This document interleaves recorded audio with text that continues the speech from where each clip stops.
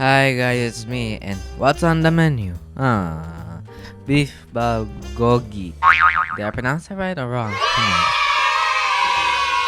Hello po everyone! Magandang araw po muli sa inyong lahat. Dahil matagal na po ako nagkikrave ng beef bulgogi, finally nakakita na po ako ng mga sangkap. So, start na po tayong magluto. Tara na po!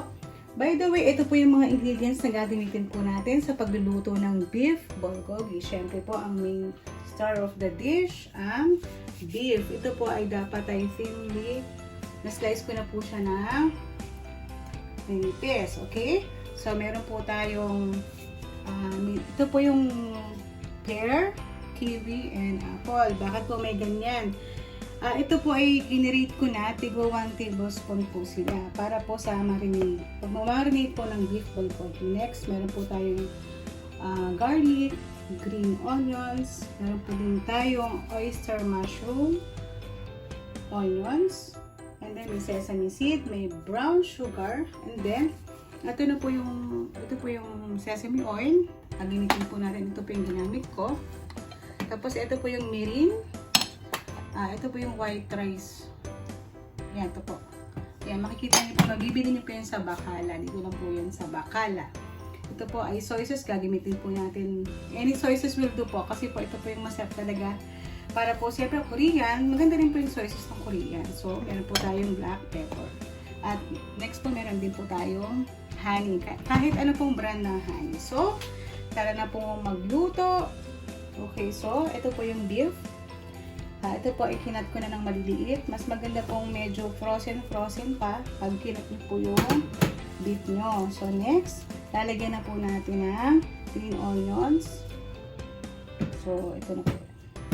Green onions and garlic. Okay. Ano lang po yan, imamarinate lang po lahat.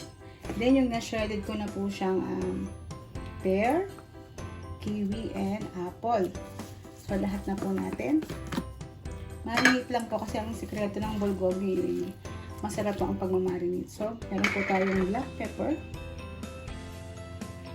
1 tablespoon or 1 teaspoon. Depende po sa inyo kung gusto po na maanghang. Next, meron po tayong mirin, 2 tablespoon. Okay. 1 tablespoon of sesame oil. And then 2 tablespoon of brown sugar. Okay. 2 tablespoon of brown sugar. Okay, next po, maglalagay po tayo ng sesame oil na po. Meron pa rin siyang sesame seed. Okay. So, last na po ay ang ating honey. Okay. So, kahit ano pong honey, basta 1 tablespoon lang po na honey. Ang tagal And yun na po. 1 tablespoon of honey. Any honey po. Okay, so, mamarinate na po natin. Okay. So, kaya po ako nag-vlog dahil ako lamang pong i-mash po ito. Ilarap po natin ang mga ito.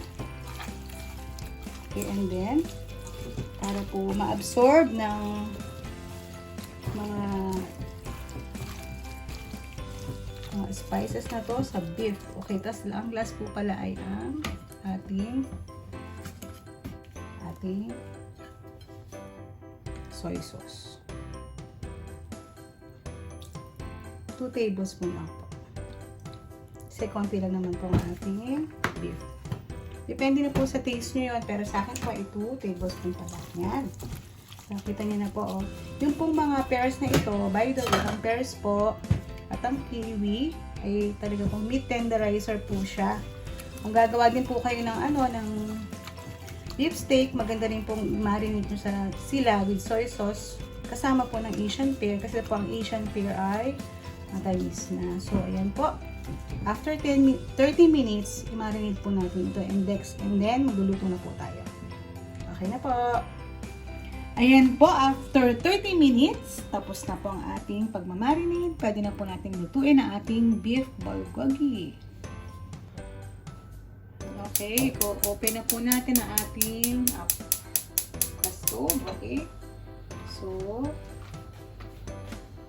No need na po na mag-oil sa pan na ito, pero kung meron po kayong non-sticky pan, pwede rin po iyon. So, ito na po, start na po tayo. Again, tingnan po natin kung mainit na. Mag-i-splash po ako ng water sa aking pan. Check po natin. Medyo hindi pa po. Once again. Hindi pa siya nagro-roll.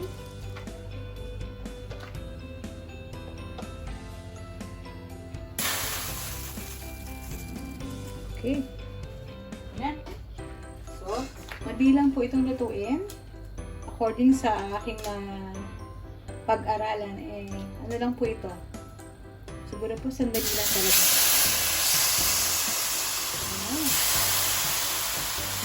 Kung maliliit po ang beef nyo, pwedeng isang ano lang po, isang salangan. Pero kung madami, ay ayan. Yan. Basta lahat po yan ay kailangan sabay-sabay. Okay. Yan na po. Nilagay na ba natin yung marinate na beef? Okay. Yan. So, ayan po. Madali lang po ito. Kasi po, ang beef, madali lang siyang lutuin. Dapat po, konti lamang pong oras ay babalik tayo na po natin itong beef.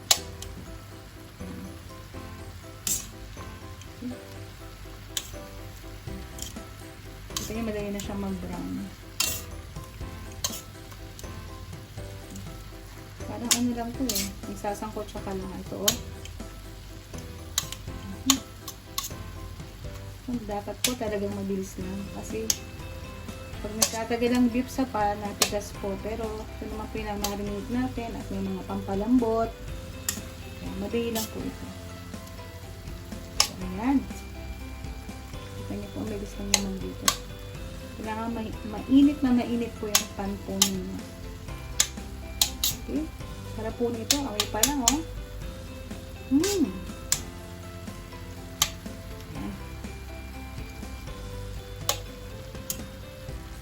Okay. Ang sandok.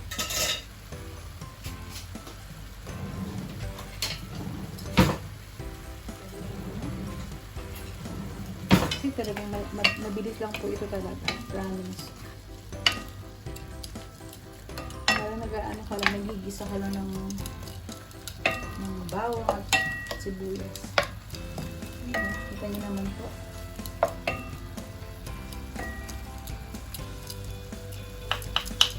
Now, set aside ko na po yan.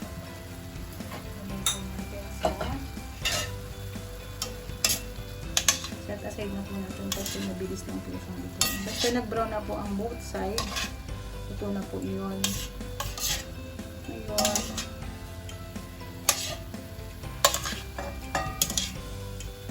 So, nakikita niyo, may nakikita po kayong sabaw pa, no? Pero ito naman, madali yung lutuin. Okay na po ito.